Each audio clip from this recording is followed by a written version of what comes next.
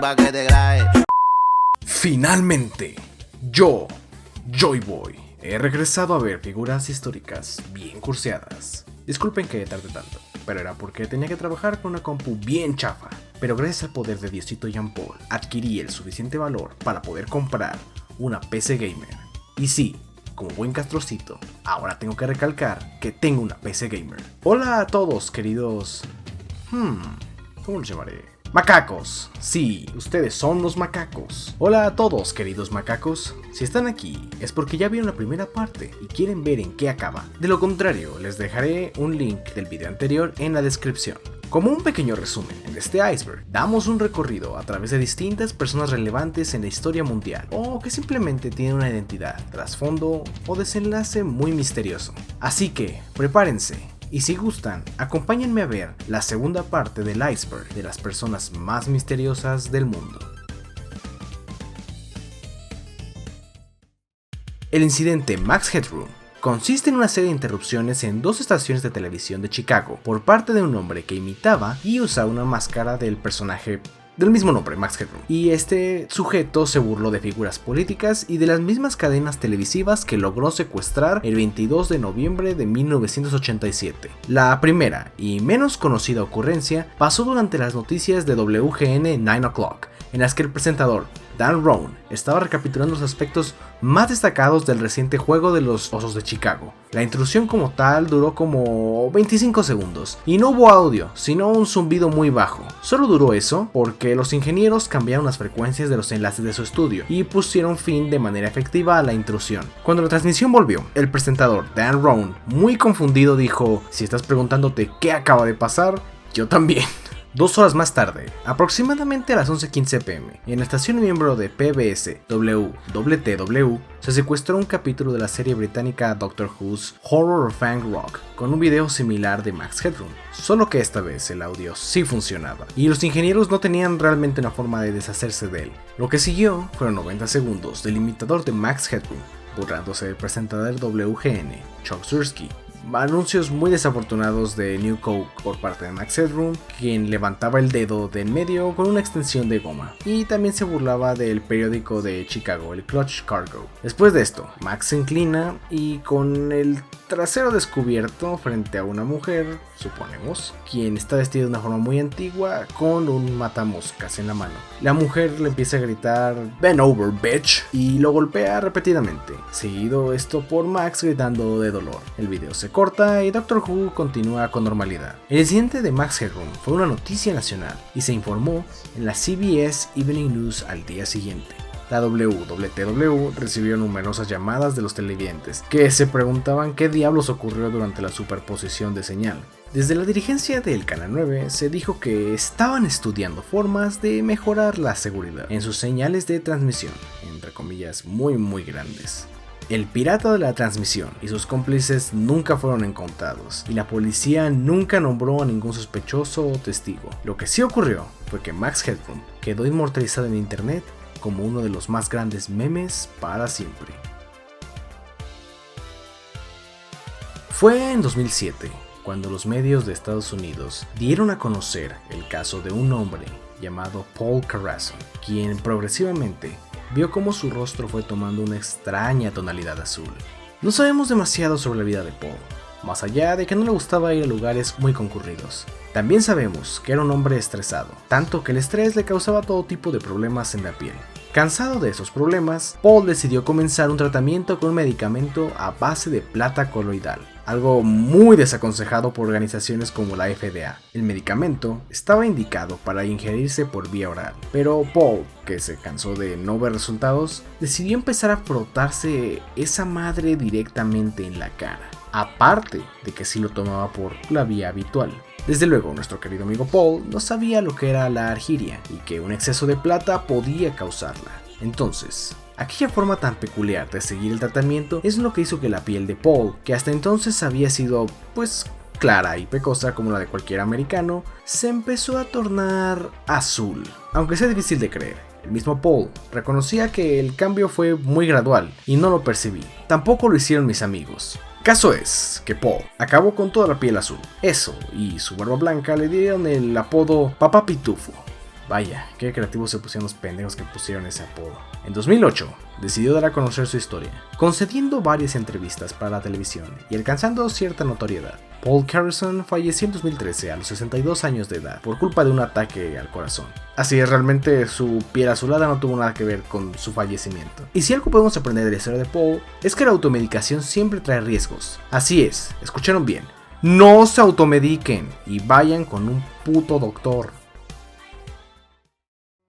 La Reina de Saba es un personaje legendario, presentada en los libros Reyes y Crónicas de la Torá, en el Corán y en la historia de Etiopía. Vaya, qué buen currículum. Fue la gobernante del reino de Saba, un antiguo país que la arqueología presume que estaba localizado en los actuales territorios de Etiopía y Yemen. En los textos bíblicos, la reina no es nombrada explícitamente por su nombre, solamente por su título. Pero en la tradición etíope, ella es llamada Makeida o Makeda, no estoy seguro cómo se pronuncia. Mientras que en la tradición islámica, aunque no en el Corán, es conocida como Bilqis o Balkis. De acuerdo con estudios bíblicos, el libro Cantar de los Cantares, un canto que el rey Salomón dedica a una mujer, podría estar dirigido a una mujer etíope, quien podría ser la reina de Saba. De allí que se vinculen las promesas divinas del dios judío con ese pueblo, ya que en el capítulo 6:13 del libro Cantar de los Cantares dice que ella es una sulamita. Y según la Torá y el Antiguo Testamento, la anónima reina de la tierra de Saba acude a Israel, habiendo oído de la gran sabiduría del rey Salomón, llevando regalos de especias, oro y piedras preciosas. Este episodio también aparece en el Corán, que tampoco menciona el nombre de la reina. Según esta versión, la reina quedó tan impresionada por la sabiduría y las riquezas de Salomón que se convirtió al monoteísmo. Curioso, ¿no? Entonando una alabanza al dios Yahvé. El rey entonces la recompensa con la promesa de otorgarle cualquier cosa que ella deseara. La reina regaló 4,5 toneladas de oro al rey de Israel. Según el Kebra Nagast, el libro sagrado de la Iglesia Ortodoxa Etíope, el rey Salomón tuvo un hijo con la reina de Saba. Este hijo se llamó Menelik I, quien a la edad de 22 años decidió ir a ver a su padre Salomón. Este, encantado con su hijo, trata de convencerlo para que se quedara en Israel como su heredero. Sin embargo, Menelik decide regresar a la tierra de Saba. Es entonces cuando Salomón envía con él a los hijos primogénitos de los ancianos de Israel, junto con el Arca de la Alianza. Así es, esa famosa Arca de la Alianza. Se cuenta que Menelik depositó el arca en la Capilla de las Tablas, una capilla cercana a Santa María de Sion en Aksum.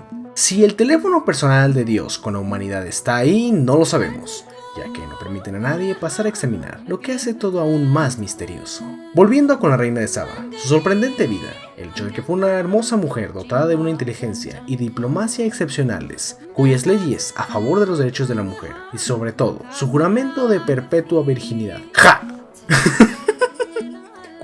parecieron marcar un destino cuyo rumbo quedó alterado tras su encuentro con el amor y el placer encarnados en el rey Salomón.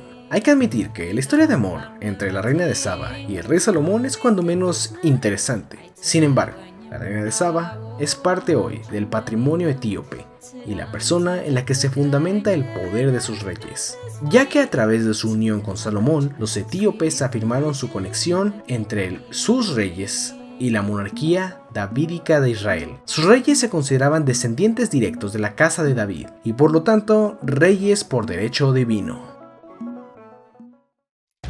Este es uno de mis favoritos. Solo escúchenlo. Realmente este es lo más cercano a un protagonista seinen que tenemos aquí en México. Su nombre era Tzilacatzin. Él fue un guerrero mexica en México-Tlatelolco y llegó a ser un héroe durante la toma de Tenochtitlan. La grandeza de este guerrero fue registrada en el Códice Florentino y después recuperada por Miguel León Portilla a través de su libro Visión de los Vencidos. En este libro, el historiador mexicano hace un esfuerzo por profundizar en las características y hazañas de este superhéroe mexicano.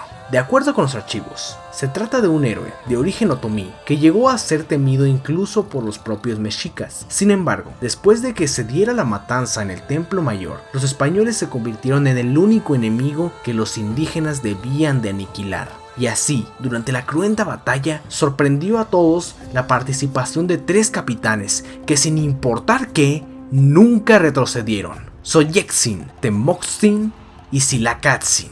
Este último atacó con gran fiereza a los invasores, quienes huían despavoridos por temor al garrote despiadado del guerrero. Transcurrieron algunos días y los españoles concentraron su fuego en él, pero Silakatzin se disfrazaba para no ser reconocido y evadía todos sus ataques.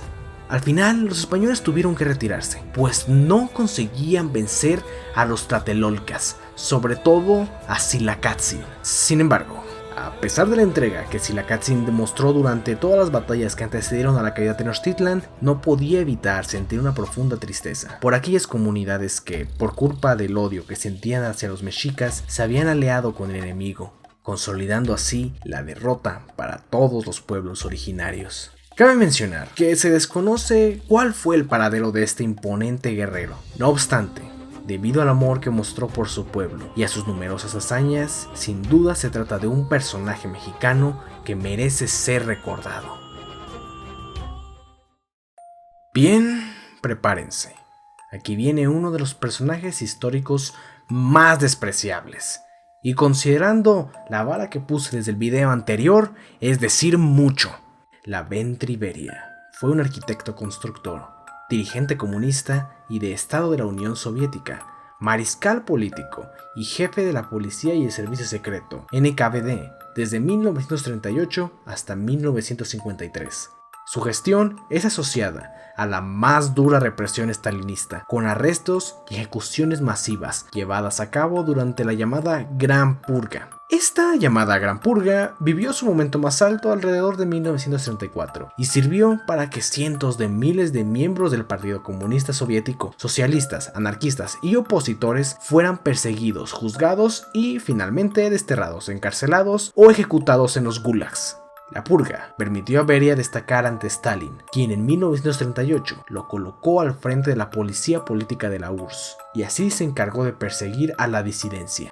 Beria se convirtió, a través de sus intrigas y de ser un lamebotas de primera, en el torturador favorito y más longevo de Stalin. En aquella época se hizo famosa la expresión irse a tomar un café con Beria, frase que entre el ejército rojo significaba detener y ejecutar a algún alto mando. Beria fue la mente maestra detrás de la expansión de una red de más de 500 campos de trabajos forzados que se distribuyeron por toda la URSS, los que ya mencioné antes, los terribles gulags. En este sangriento currículum de Beria se encuentra la conocida masacre del bosque de Katyn, el asesinato en masa de los prisioneros de guerra polacos que tuvo lugar en 1940. Ahora bien, uno de los pasatiempos, entre muchas comillas, favoritos de Beria, aparte del espionaje y la purga, fue también la palabra con V.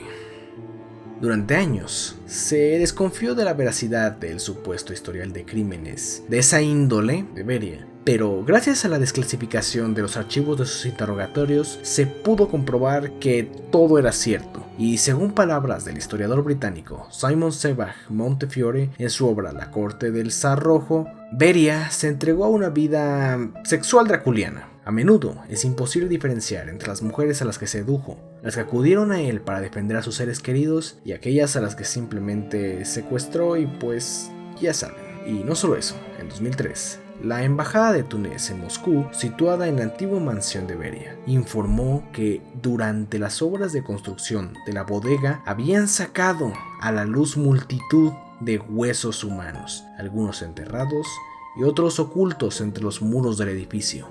Este hombre sí que era maldad pura, y al chile qué bueno que lo ejecutaron a este pinche orate. Indrid Cold, comúnmente conocido como The Smiling Man, el hombre sonriente, es una entidad supuestamente humanoide.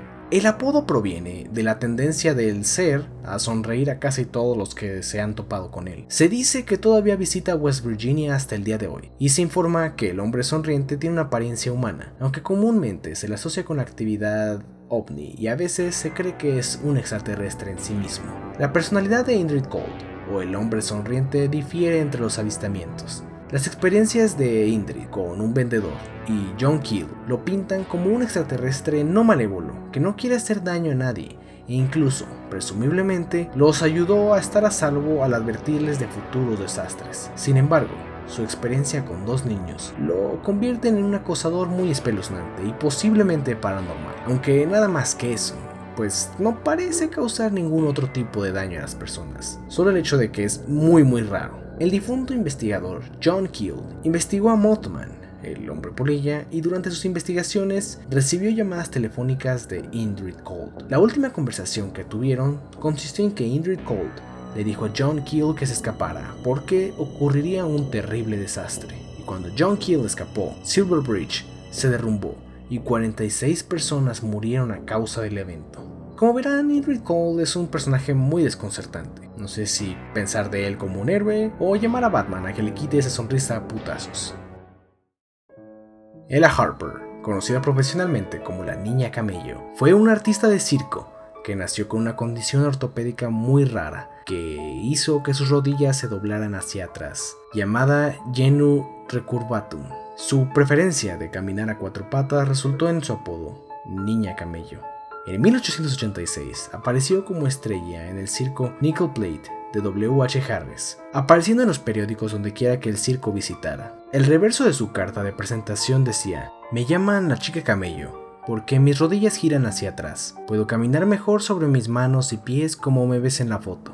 He viajado considerablemente en el mundo del espectáculo durante los últimos 4 años y ahora esto es 1886 y tengo la intención de dejar el negocio del espectáculo e ir a la escuela y prepararme para otra ocupación". Harper recibía un salario de $200 por semana, lo que probablemente le abrió nuevas puertas. Según un periodista, Harper regresó a su condado de Sumner natal en Tennessee y vivió allí con su madre y su sobrina según el censo de 1900. El 28 de junio de 1905 se casó con Robert L. Safely. En 1906 dio a luz a una niña llamada Mabel Lee, que murió el mismo año. En 1918 el matrimonio adoptó una niña llamada Jewel, pero murió a los 3 meses. En 1920 ella y su esposo vivían en Asheville y ella falleció de cáncer colorectal el 19 de diciembre de 1921 a los 51 años. Marcello Pellegrino Ernetti fue un sacerdote benedictino, musicólogo, monje y exorcista. Ya lo sé, es un currículum muy extraño. No sé cómo es que se llega a ser músico exorcista, pero esperen, que aún no hemos discutido lo más peculiar sobre su persona. En los años 50, Ernetti afirmó haber creado, junto con otros científicos, entre los que él incluía a Enrico Fermi y Werner von Braun, un cronovisor, una máquina que permitía captar imágenes del pasado. El padre Ernetti afirmaba haber podido contemplar eventos tan lejanos como la fundación de Roma en el 753 a.C. o la destrucción de Sodoma y Gomorra. Gracias al uso del aparato, Ernetti dijo poder recomponer el texto original de las tablas de la ley de Moisés. También afirmó haber captado una imagen de Jesucristo durante su calvario en la cruz. Supuestamente, la Santa Sede y el Papa Pío XII en persona estaban al corriente de las investigaciones del sacerdote, pero a la muerte de este en 1994, el supuesto aparato seguía siendo un misterio. Un libro titulado El cronovisor del padre Ernetti, la creación y desaparición de la primera máquina del tiempo del mundo de Peter Krasa explora estas afirmaciones y su autenticidad. La versión estadounidense del libro incluye la supuesta confesión de un familiar de Ernetti, que prefiere permanecer en el anonimato, según la cual el propio padre Ernetti reveló la verdad sobre el cronovisor en su lecho de muerte. Y esta es de que las pocas imágenes que Marcello Pellegrino Ernetti aportó de su supuesto invento resultaron ser fraudes. ¡No! ¿En serio? ¿Quién lo hubiera imaginado? La imagen que presentó del supuesto rostro sufriente de Cristo en Domenica del Corriere resultó ser una imagen invertida del Cristo venerado en el Santuario del Amor Misericordioso de Colle Valenza, obra del artista español Lorenzo Caulot Valera. Presentó asimismo su supuesta copia del texto del Cistes, obra del escritor romano Quinto Ennio, que le resultó sospechosamente breve al investigador Giuseppe Marasca, pues solo contenía 120 líneas, cuando lo normal sería una obra 10 veces más larga. Finalmente, la doctora Catherine Owen Eldred, de la Universidad de Princeton, desenmascaró el fraude al hacer notar que algunas de las palabras que aparecían no fueron usadas sino hasta 2 siglos después. Además, el tipo de palabras y la forma en la que se repiten también hicieron pensar que el compositor, lejos de ser un gran poeta, tenía habilidades lingüísticas latinas muy limitadas. Curiosamente, en 1988, el Vaticano emitió un decreto en el que se advertía que serán excomulgados todos aquellos que capten o divulguen con cualquier instrumento técnico acontecimientos pasados. Una advertencia, según algunos escépticos, totalmente innecesaria, si se tiene en cuenta que trata sobre algo que presuntamente jamás ha existido. Aunque para otros fue un claro indicio de la existencia real del cronovisor, uno de los presuntos secretos mejor guardados del Vaticano. Hong Xiuquan, el hermano menor de Jesús. Ya sé, están sorprendidos, ¿cómo es posible que un hombre chino sea el hermano menor de Jesús? Permítanme darles algo de contexto. Hong Xiuquan nació el 1 de enero de 1814 en el seno de una humilde familia de granjeros en un pueblecito de la provincia de Guangdong. Su familia hizo muchos sacrificios para proporcionarle una educación, así que Hong se formó hasta donde sus escasos recursos económicos le permitieron.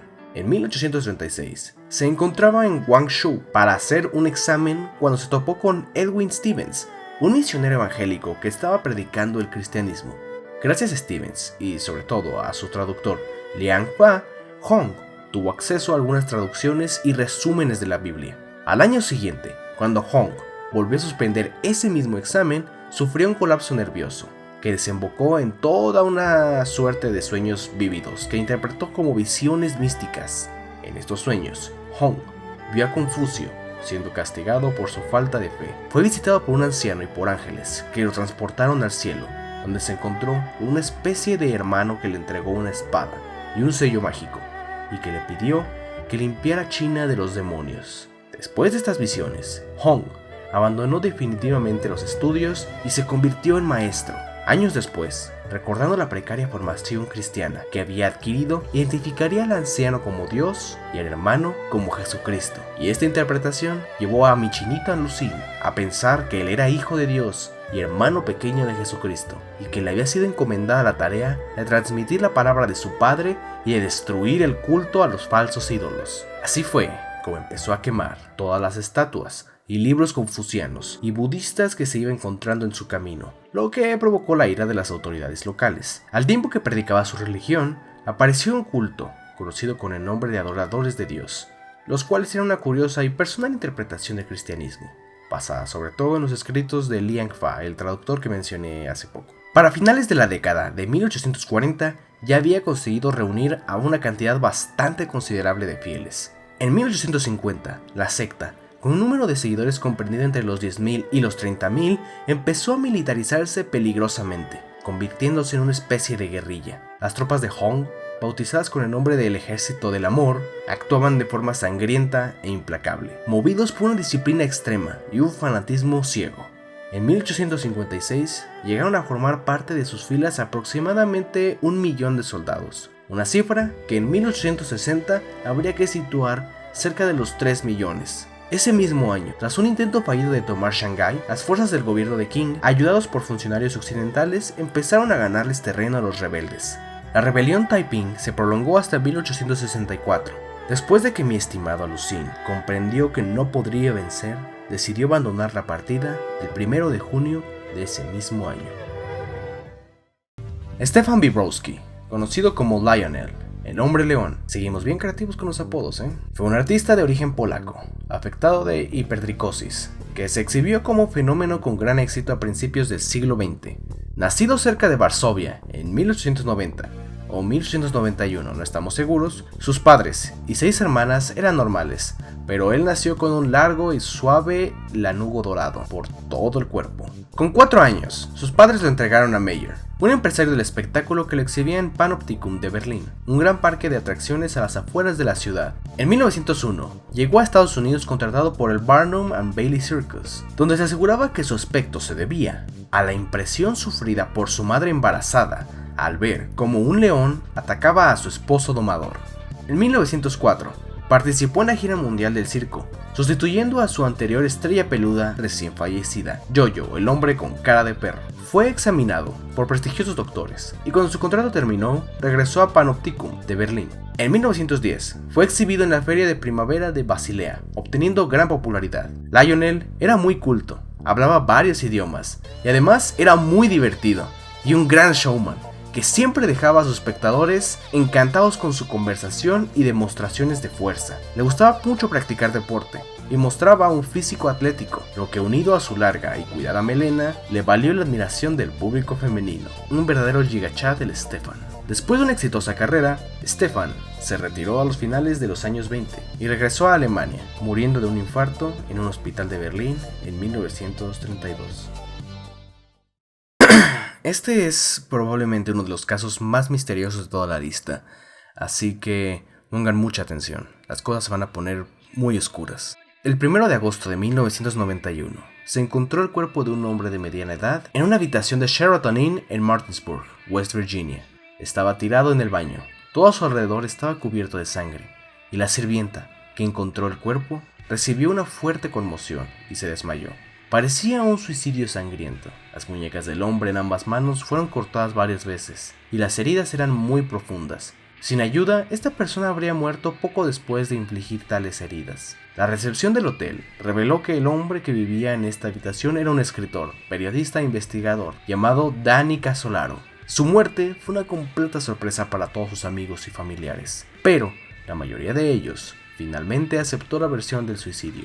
El caso es que año y medio antes del suicidio de Danny Casolaro, él se topó con algo muy oscuro, y cuanto más se sumergía en este negocio, más entendía su escala. Danny descubrió la presencia de un misterioso grupo llamado Octopus, que estaba detrás de casi todos los eventos de alto perfil del mundo. Todo comenzó con el amigo de Casolaro, William Hamilton, quien trabajaba como programador para su propia compañía llamada Inslaw, y una vez creó un programa Promise, muy sofisticado para rastrear, vigilar encubiertamente y atrapar criminales. Pero luego, Hamilton acusó al Departamento de Justicia de usar ilegalmente su programa y convertirlo en un programa de espionaje. Durante varios años, a partir de 1983, Hamilton demandó al Departamento de Justicia y luego pidió ayuda a Casolaro. Casolaro descubrió que el Departamento de Justicia efectivamente había modificado el programa de Hamilton y lo había vendido a agencias de inteligencia extranjeras en Israel, Jordania y otros países. Y cuanto más profundizaba en este asunto, más se daba cuenta de que había entrado en una enorme red secreta que incluye a muchas personas en todo el mundo. Se enteró de que esta red, a la que él llamó Octopus, fue fundamental en eventos como la crisis de los misiles en Cuba de 1962 y el escándalo Watergate, que llevaron a la renuncia del presidente Nixon. Además, los agentes de Octopus estuvieron detrás de la toma de rehenes estadounidenses en Irán durante la crisis iraní, que ayudó a Ronald Reagan a ganar las elecciones presidenciales de 1980. Casolaro se enteró de que el mismo Octopus estaba detrás de la explosión en 1988 de un Boeing 747 Jumbojet sobre Lockerbie, Escocia, e incluso estuvo involucrado en operaciones encubiertas en la base militar del Área 51 en Nevada. Casolaro logró descubrir que Octopus estaba asociado con el proyecto Majestic 12, que observó en el Área 51 los restos de una nave alienígena que cayó en Roswell en 1947, y estudió los cuerpos de extraterrestres muertos. Cuando Casolaro ya estaba muy metido en su investigación, comenzó a recibir amenazas de muerte anónimas si no dejaba de trabajar. En algún momento, Danny Casolaro incluso le dijo a su hermano que si le pasaba un accidente y él muere, que no se lo creyera, porque todo se armaría intencionalmente. Una investigación sobre la muerte de Casolaro encontró que unas 24 horas antes de su muerte, el escritor se reunió con otro informante llamado William Turner e indicó que Casolaro recibió mucha información necesaria de él. Según quienes lo vieron luego de encontrarse con él en el hotel, Casolaro no lucía preocupado ni molesto, sino que estaba muy tranquilo y bondadoso. El estudio del método de suicidio elegido por Casolaro dejó muchas interrogantes. En primer lugar, él tenía mucho miedo de ver sangre. Eso era algo que solo su hermano lo sabía, por lo que Casolaro nunca elegiría voluntariamente tal método de suicidio, incluso estando en una depresión muy severa. En segundo lugar, resultó que los cortes de las muñecas de ambas manos eran tan profundos que las arterias cubitales estaban completamente cortadas. Pero en este caso, Casolaro ya no podría manejar su mano con tanta normalidad como para infligir los mismos cortes profundos en la otra muñeca. La extraña muerte de Danny Casolaro interesó especialmente a sus dos amigos de la conspiración, Ken Thomas y Jim Kidd, quien en 1996 publicó un libro sobre este caso, llamado Octopus. Pero antes de que el libro tuviera tiempo de dispersarse entre los compradores, empezaron a notar que, al igual que su amigo Danny, los estaban siguiendo. Terror. No, ¿sabes qué? Al carajo, le voy a decir Tarrare. Ya sé que así no se pronuncia, sé que es un nombre francés, pero la verdad, decir todo el rato para mí va a ser muy difícil.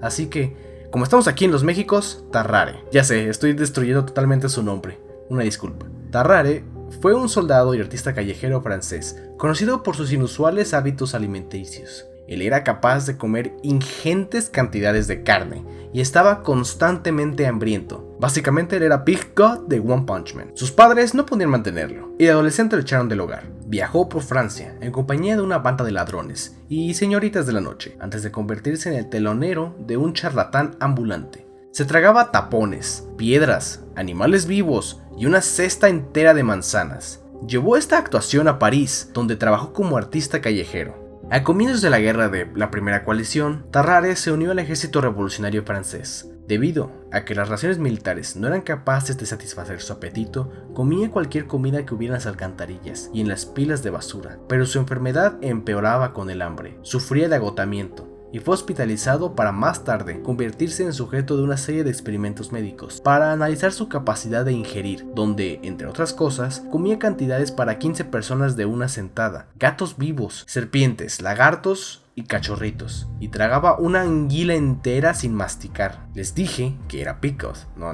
era broma, El general Alejandro de Bournois decidió poner en práctica las capacidades de Tarrare y le contrató como mensajero del ejército revolucionario francés, con el objetivo de que se tragara documentos, franqueara las líneas enemigas y los recuperara de sus deposiciones una vez hubiera llegado seguro a su destino.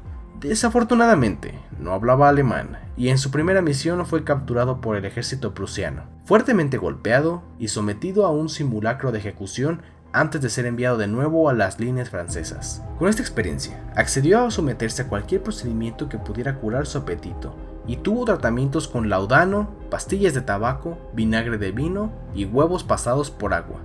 Los métodos fracasaron y los médicos no pudieron hacer que se mantuviera una dieta estricta. Se escapaba del hospital para rebuscar en las alcantarillas, en las pilas de basura y fuera de las carnicerías, en busca de vísceras, y trataba de beber la sangre de otros pacientes del hospital. Y también trataba de comer los cadáveres de la morgue del hospital. Después de que se sospechó de que se comió a un niño pequeño, lo echaron del hospital. 4 años después, reaparece en Versalles, sufriendo de una tuberculosis aguda. Poco después, muere tras un largo episodio de diarrea exudativa. Sí, lo sé, fue una muerte bastante irónica. Edward Mordrake es el protagonista de una leyenda urbana, el hombre con 2 rostros. Nacido en el siglo XIX y heredero de un título nobiliario británico, tenía una cara extra en la parte posterior de la cabeza. Dicha cara duplicada no podía ver, comer ni hablar en voz alta, pero se decía que se burlaba mientras Mordrake estaba feliz y sonreía mientras Mordrake lloraba. En realidad, Mordrake padeció el síndrome congénito llamado diprosopia o duplicación craneofacial. A diferencia de los siameses unidos tras el nacimiento, la disprosopia no es debida a la fusión o separación incompleta de 2 embriones. Es el resultado de una anormalidad en una proteína que marca el patrón craneofacial normal. En un supuesto testimonio de Edward Mordrake, aparecido en 1900 en el Almanaque de Medicina, Anomalías y Curiosidades de la Medicina, de George M. Gould, se podía leer: la imaginación no puede concebir las tentaciones espantosas en las que me envuelve. Por alguna imperdonable maldad de mis antepasados, estoy cosido a este demonio, porque estoy seguro que es un demonio. Yo ruego y suplico para que lo eliminen del mundo, aunque yo muera. Evidentemente, esto tampoco es cierto. Su supuesto testimonio no es cierto. Como tampoco es cierto que la segunda cara fuera una mujer hermosa, como cuentan muchas de las versiones de la historia. La diprosopia se basa en el desarrollo de un solo tipo de genes con el sexo ya definido antes de la duplicación de la notocorda. Ahora, lo que probablemente ocurría era que él estaba sumido en una depresión, ya que había movimientos o tics involuntarios de la otra cara, y esto pues ocasionaba una marginación social hacia Edward, porque todo ello lo obligó a incomunicarse y someter a su personalidad a las duras condiciones de aislamiento que pudieron desencadenar el supuesto. Así es, en la leyenda él se suicidó, aunque una vez más no estamos realmente seguros. Otra gran mentira de esta historia es la foto que encabeza este y otros cientos de artículos de la red que cuentan la historia de Edward. Todo lo que se puedan encontrar acerca de Edward Mordrick usualmente no vienen de un expediente médico verificado, vienen de la imaginación popular, de textos paganos, de recopilaciones frikis, obras de teatro e incluso de canciones de culto que adornan y alimentan la leyenda de Edward Mordrick, el hombre con una cara extra en la parte posterior de la cabeza. La leyenda de los niños verdes de Woolpit tuvo lugar en 1100, en el pueblo de, qué sorpresa, Woolpit, en Inglaterra. Esta historia narra que dos hermanos crecieron en un bosque, alejados de la sociedad. Estos dos hermanos tenían la piel verde, hablaban en un idioma ininteligible y solo comían verduras verdes. Algo así como Tarzán, pero escrito por la cosa del pantano, o la versión real de los niños del bosque de Game of Thrones. Según William de Newburgh, el suceso tuvo lugar un día durante la época de la cosecha, durante el reinado del rey Esteban. Los aldeanos de Woolpit descubrieron dos niños, un hermano y una hermana, al lado de uno de los pozos de lobo, agujeros que se hacían para que los lobos cayeran ahí y no acabaran con el ganado. Su piel era de color verde y hablaban en una lengua desconocida. Su ropa estaba hecha de forma rudimentaria, como si llevaran puesto unas camisolas rústicas. Ralph de Coggeshall, el otro de los dos escritores junto con William de Newburgh, que transmitieron la historia, informa que los niños fueron llevados a la casa de Richard de Calne, uno de los vecinos del pueblo. Ralph y William están de acuerdo en que los dos niños se negaron a consumir alimentos durante varios días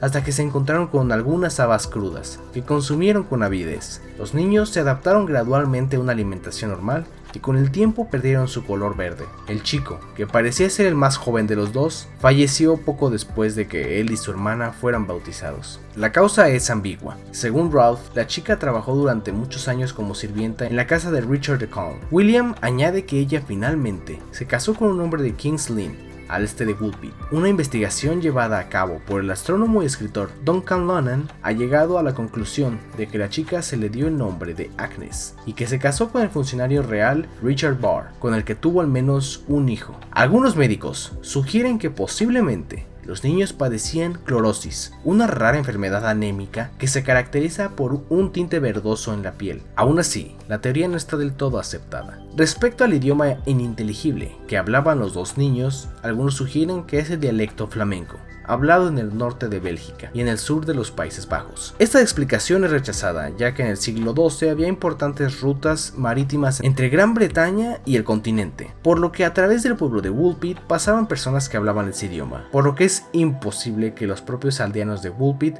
no reconocieran ese idioma. Otra explicación dice ser que pertenecían a una pequeña tribu britona que se escondían en cavernas y que mantenían su idioma, por lo que hablarían en una evolución lingüística de los idiomas célticos, que para esa época sería muy difícil en esa zona de Inglaterra que alguien pudiera entender. Sea como sea, hay que admitir que esta historia nos deja pensando en qué otras personas o tribus se encuentran alejadas de la civilización actual y de qué forma piensan o cómo se ven.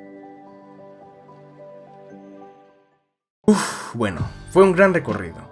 Y vaya que nos encontramos con personas muy curiosas e interesantes. Si es que conocen de personas con historias así de extrañas o figuras históricas que simplemente merecen la pena contarse, sin importar si es algo triste, aterrador o rebuscado, compártanlo en la caja de comentarios y conozcamos todos un poco más de aquello que hace a la humanidad tan fascinante. Yo fui su amigo, Joyboy, y no sé cuándo, no sé dónde. Bueno, en realidad sí, porque pues está a punto de llegar Halloween y este es mi mes favorito donde tengo varias ideas que subir. Pero sé que nos volveremos a ver. Bye.